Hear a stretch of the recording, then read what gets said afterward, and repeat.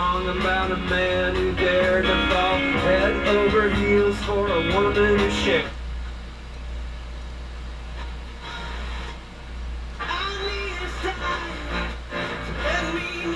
And welcome. Briefly, before we jump into the Howard, we have the BNC connectors on the front of the precision marker adder, generator marker adder, and we've cleaned the case up a bit, and it actually cleaned up pretty nicely. We put some paint on the rusty parts. That's remnants of a label that I didn't get all of the junk off. I thought I had it off when I washed it, but we'll tack that again with some Booby on. And other than a scratch over here where someone knocked the paint off it at some point in time, this actually cleaned up pretty nicely. I was surprised at how good the finish looked once I got most of the grunge off it. So that's ready to rock and roll. We can set that aside for now. We'll put that in the safe spot down here. The RCA marker adder, that really shined up with a little bit of turtle wax. And it had rusty screws, rusty hardware in the top. We fixed that. We've changed out the microphone connectors for BNCs. Now I have a question on this. I'm hoping somebody out there can answer. This unit, the schematic I have for this, let me grab it. This is an RCA WR70A, 70A. And you can see it's got a 6x4 rectifier here for the rectifier section, and it says 280, 260, and 240 volts DC. My unit has a selenium rectifier. It does not have the 6x4, and my voltages are a good 100 volts below there on this unit. I've got like 140, 160, and 100, not even quite 180. I think it was 175. My first thought was something's loading it. No, it isn't. I disconnected it. It didn't go above that. I checked the secondary on the transformer. The transformer is only about 170, 68 to 70 volts AC before it even goes into the selenium rectifier. My second thought was, okay, I've got a shorted winding on the secondary. So I let it sit there and cook for about an hour, and the transformer barely came above ambient. So obviously there's nothing shorted in there. The thing would have been hotter than a $2 pistol. So I'm wondering if they made a change and they're just running it at lower voltage. If anybody has one of these out there or has a schematic with the selenium rectifier, can you let me know what the voltages are? And before you try to lead me off to some site and say, oh, they've got it here, got it there, look at it. Make sure it's got the selenium rectifier. I looked at about 15 of these things online. They all have the 6x4 rectifier in the schematics. This one has a selenium rectifier. This was probably at the end of the production run, as production life. Okay, enough of that. Let's get the Howard up on the table. Okay, we have done nothing to this so far except I sprayed some clear coat over the top of this. It's used to protect photographs because the paper was peeling off. What was left of the label, I wanted to try to preserve as much of it as I could. Now it's well and truly stuck to the bottom of the case. I didn't want to lose that in handling it. For those of you who saw me restore the Pilot, you remember I used this mahogany one-step finish to clean up the Pilot, and it came out beautifully. So I am going to try, and it's appropriate. This is Howard Restorer Finish, and it's a Howard radio. How's that? So you know it's going to be perfect. This is a dark walnut, which I think will probably match this case fairly well. Now the Pilot was a much lighter, and the mahogany actually did a nice job on it. But I'm going to try this dark walnut on this and keep my fingers crossed that it comes out as nice as the Pilot receiver did. The one fly in the ointment here, and you can probably see this if I get the lighting right. See how the cabinet is pulled away on the side, and it's done the same thing up here on the top. Now this is one piece of wood. This is not plywood. I'm not going to try to pull those in because I am sure I'll end up splitting the thing down the side, and indeed it already has a crack here. So I am just going to restore it as is, restore the finish, and live with the little opening. Of course, the knobs will have to be cleaned up, the front will have to be cleaned up. But let's see what it looks like inside, shall we? The inside has the usual spider remnants and web easy for me to say, remnants. But is in generally pretty good shape. Now I'm going to have to be careful cleaning up this plastic piece. That's all it is a piece of plastic with a painted background. So I'll have to be careful when I clean the window not to take the paint off. I imagine that's virtually unobtainium. Interesting cabinet. It's actually held together with wood screws.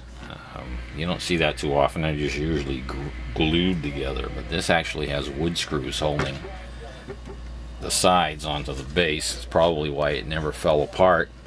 And indeed, all of the glue pieces inside of here have screws holding them as well.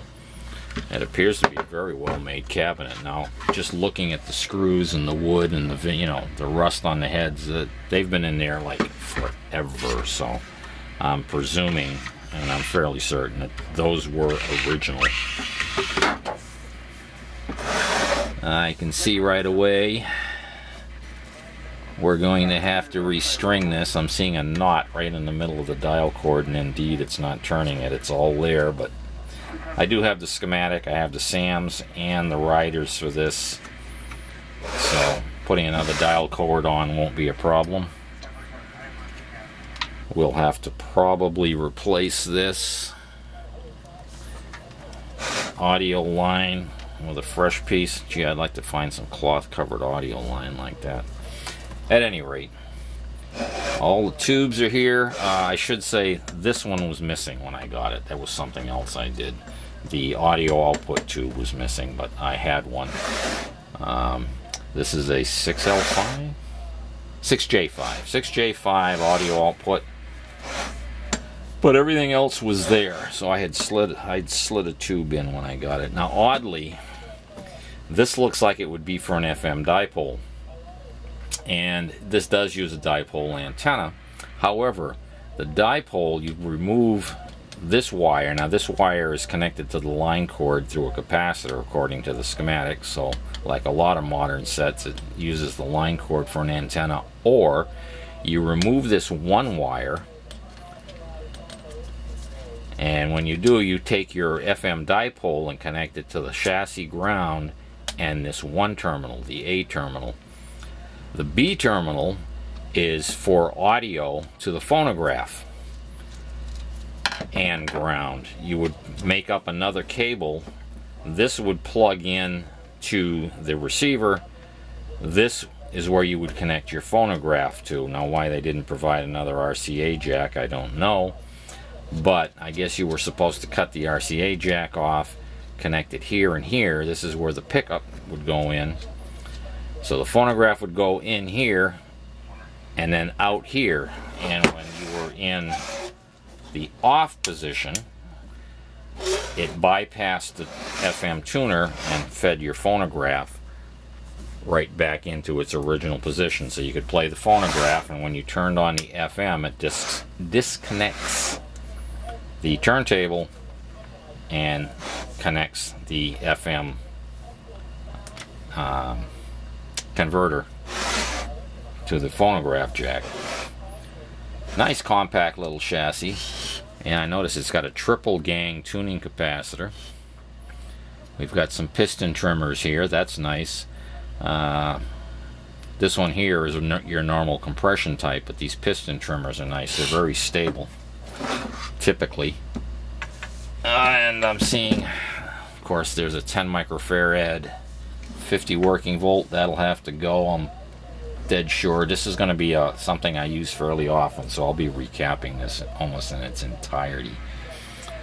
We have a couple of, now the cord's been cut off of here. I'm going to take that as a good sign. They didn't want anyone blowing it up. We have line chokes coming in on the AC. We have a bypass capacitor. Of course, it's a disc type, but that is probably going to be okay.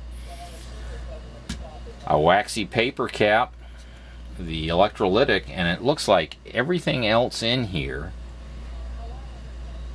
And we've got some dog bone resistors. Those are always suspect, and this old-fashioned type of carbon composition is going to be suspect. Those will probably have to go. But I'm seeing a lot of these tubular glass or ceramic capacitors.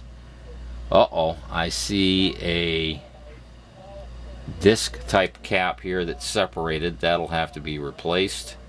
We'll look up the value in the schematic of that and get that guy changed out. The filter cap that's here, of course, will have to be changed. We'll probably leave the can right on the chassis, and we'll just mount a couple terminal strips in here. This guy's probably going to go. So that guy, that disc capacitor right there, this electrolytic, a fresh line cord, and we'll see if this puppy works. So I'm going to turn off the camera. I'm going to get busy. I'm not going to bore you with changing all the stuff around, but I figured I'd let you have a first look just like I see it for the first time. It looks pretty good. It looks to be an extremely well-made receiver. I mean, typically you don't see these glass or ceramic tubular type capacitors except on real expensive UHF gear from that time frame. Of course, FM was kind of UHF back then.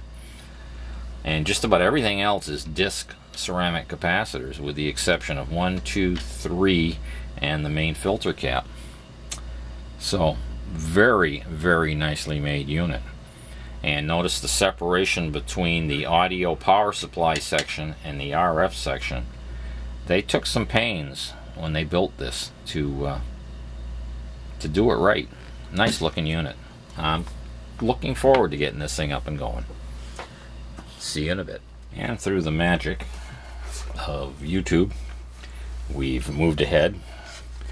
We've gone over the cabinet with our Howard's Restore finish, and there are still some blemishes, but I think they give it character. It has that old and used but well-loved look. The finish is perfectly acceptable to sit on top of the old RCA console that this is going to be mated with. The dial face, which was flat and dull, and it looked like a flat coat of paint. A little bit of turtle wax brought that right back to life. It looks great. That's going to look great when it's in the unit and lit backlit. The pile of parts that were replaced are here. We've got a 10 microfarad filter cap, which is basically now an empty can from the way it responds. A 0.02 600 volt waxy paper. A 0.05 mica mold, which I think is probably a paper cap molded. We had a dog bone resistor that was supposed to be 1700 ohms and was like 2700 ohms. Now there were 6, well, let me get the schematic here. 5 or 6, I forget now, of these. And they are all, or most of them are in the ALC or AGC circuit. And this calls for 2.2K instead of 1.7K. And the ones that are in there have drifted up to about 2.2K, which is what the schematic calls for. So I left them in. That was fairly common practice back then. If they had a resistor that was within 20 or 30% and it was what they had in stock, they'd use them. I've seen this a lot on older vintage radios where the resistors don't necessarily match the schematic.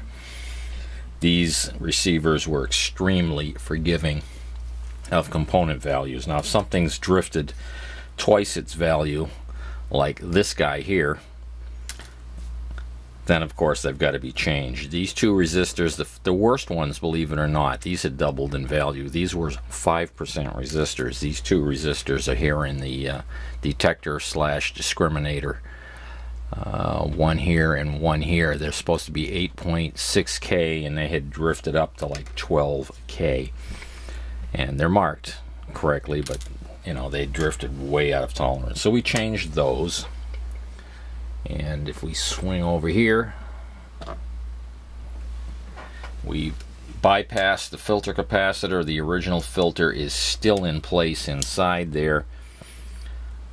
I mounted a little terminal strip to the filter cap and replaced it with these 3 capacitors right here. The 10 microfarad that was replaced is right here. This little tiny guy in here is taking its place. It's a 10 microfarad at 150 volts. This was a 10 microfarad at 50 volts. It still astonishes me, the size comparison between the old caps and the new ones.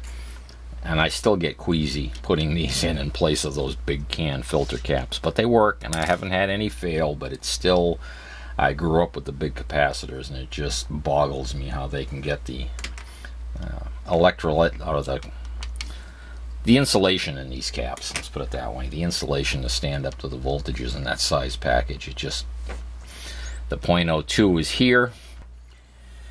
This 0.05 capacitor is connected from the line to the chassis, and when you see how badly that's leaking, you're gonna understand why that has now been replaced with a real Y rated capacitor right here that connects the line to the ground. I was torn between connecting the hot lead to this leg, because there's a 15 picofarad capacitor here that's used as the internal antenna. However, connecting the hot lead to this side means I'm switching the neutral, so when the radio is off, the transformer and this capacitor and anything going to ground is still live. And if you touch the chassis, I'm sure at 0.05 microfarad it would give you a little tingle. It would, you know, make you blink. So I am switching on this side, on the hot side here, to take this out of circuit, and this side will be the neutral. And I'm also adding a line cord with a real ground. I am probably going to sacrifice some performance from the line cord antenna that way, but I'd rather be safe than sorry. So we're going to switch it, the hot lead here, and this will all the rest of this will be dead. I'll just sacrifice a little sensitivity with the internal antenna, and I can use an external dipole, folded dipole in the back of the receiver if I have problems. What else? What else? Oh, that 10 microfarad capacitor, this guy here, that's for the AGC voltage. That's where that's developed. Comes down here and controls the gain of that tube and the gain of this tube. And the AGC on here works a little bit different than it does on an AM radio, but we'll cover that. Actually, it's working as a limiter. We'll cover that when we do the alignment on this. I am putting off the alignment for a little while because the the instructions here tell you to tune 1, 2, 6, 5, 4, you know, in a particular order. But there's nothing on the receiver or in here to indicate whether 1 is the top of the can or the bottom of the can, because these cans have adjustments on the top, and these cans have adjustments internally on the bottom. And without opening up the IF can, I have no way of knowing which is which without doing some experimenting. The paperwork here mentions that it's marked on the document. It says it should be shown in here, but this version of it doesn't show me which one, whether it's the top or the bottom. We'll figure it out. But I'm going to make sure I know what I'm doing before I start twiddling knobs on this, or twiddling adjustments on this. We, you know, like I say, we can figure it out, but I want to know before I start. What else? I guess that's it. I'm going to start putting this back together and start digging for information. It is working. Oh, I know what else. I know what else. I forgot. I was going to do this. Over here, we have my VOM, and I'm going to put this on the 100K range, and I want you to watch this. Come on. In fact, I'm going to warm up that guy while we're waiting. I'm going to connect this capacitor. Look at that. That's how leaky that cap is. And here's that paper cap that came out. This is the one that protects you from the DC on the anode. That would have made you blink a couple times. So that one and this one are both very leaky. Now, how does that relate to the real world? Well, move the camera over here a little bit. Swing this guy around. And being across the line, connecting the chassis to line, means this is going to be subjected to about 170 volts peak. Remember, your 120 line is only the RMS value. At 175 volts, it is passing 500 microamperes. That is enough to catch your attention. Now, this other capacitor is running on DC on the anode at about 143 volts. So let's turn that down to about 100. There's a solid milliampere that would be passing out the RCA jack to you. So 143 volts DC at 100 milliamps, that'll source. That would certainly catch your attention as well, not to mention probably destroy any solid state amplifier you connected to it if it wasn't protected in the front end.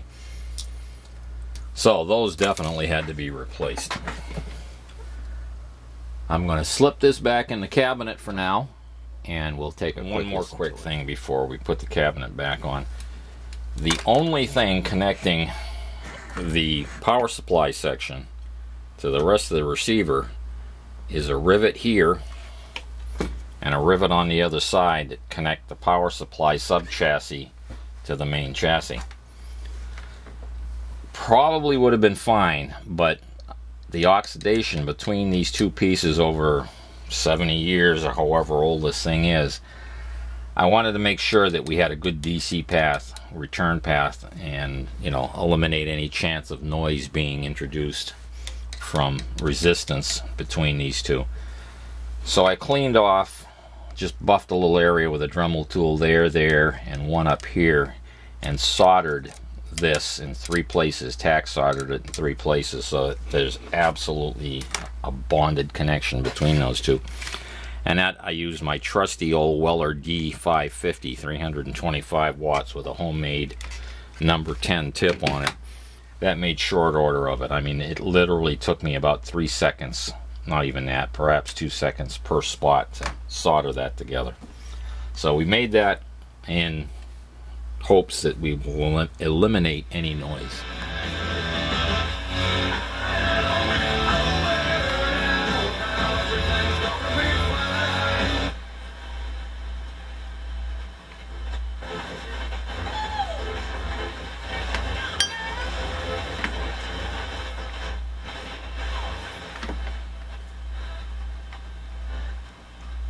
Once they're done, Tiny gets up there, fat and loud. Her horn, people go crazy.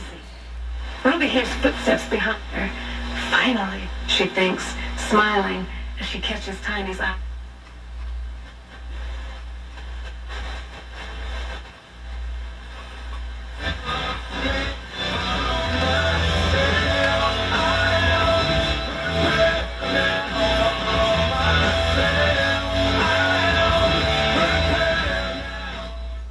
Well, I'm pretty impressed with this thing. I can hear a double hump in the tuning, so I can tell that the IF and probably the discriminator are slightly out of adjustment. But after all these years, here it is, working, and working well. It's actually receiving more stations on this line cord antenna than most of the modern receivers I have down here. I usually have to hang a dipole antenna up on the ceiling to even get a couple of stations on most of the modern FM sets I've worked on down here. This does have an RF amplifier in the front end of it, and the performance is amazing.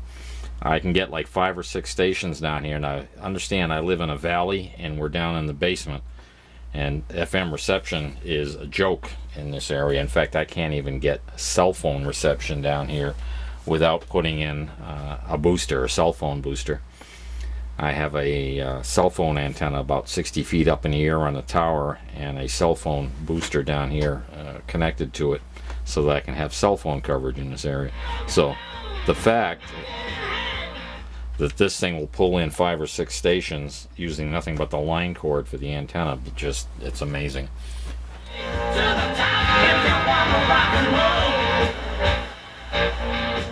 But as you can see, there's one peak and there's another peak, so it definitely needs an alignment. But my goodness, this is outperforming anything I expected, or outdoing, you know, any performance that I expected to get out of it. Incredible. Okay, we're going to wrap this thing up.